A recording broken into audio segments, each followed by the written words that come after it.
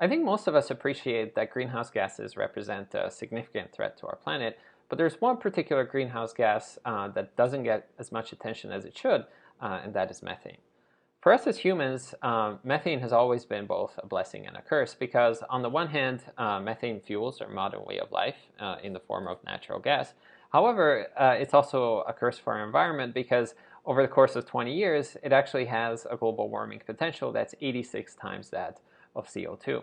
Not only that, unlike CO2, methane actually forms potentially explosive mixtures with air and therefore represents a significant safety hazard in any setting where methane might be used in large amounts, which may include mines or petroleum distillation plants.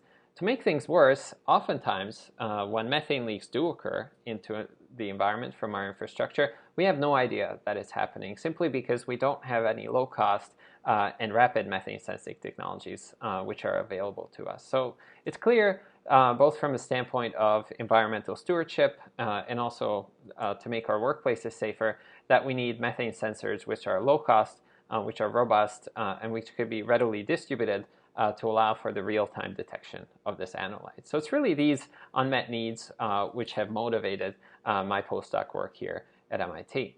And so the sensors we are currently developing are essentially miniaturized electric circuits. And what's nice about them is that they have very low power requirements and can be therefore powered by batteries.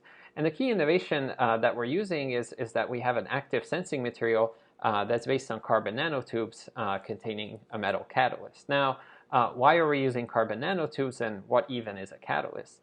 Broadly speaking, a catalyst is any substance that speeds up a chemical reaction between molecules, chemical reactions that otherwise would not take place. And so in our case, methane normally would not react with our sensing material. However, because we have this specially designed catalyst in our sensing material, methane undergoes what is known as an oxidation reaction to form alcohols, such as methanol, for instance. And this really is the key because when our active catalyst in the sensor does its job and it oxidizes methane, it actually modifies how the carbon nanotubes conduct electricity just enough that a resistance change can actually be measured in the device using tools as simple as a store-bought multimeter. And so with that key innovation that combines concepts in chemistry, material science, that we have a low-cost, miniaturizable, and robust sensor that lets us do methane sensing in real time. And we're incredibly excited about these results and currently working with our industrial collaborators to apply it in the field in order to identify and prevent leaks so that we can better take care of our environment as we transition to fuels of the future. Thank you.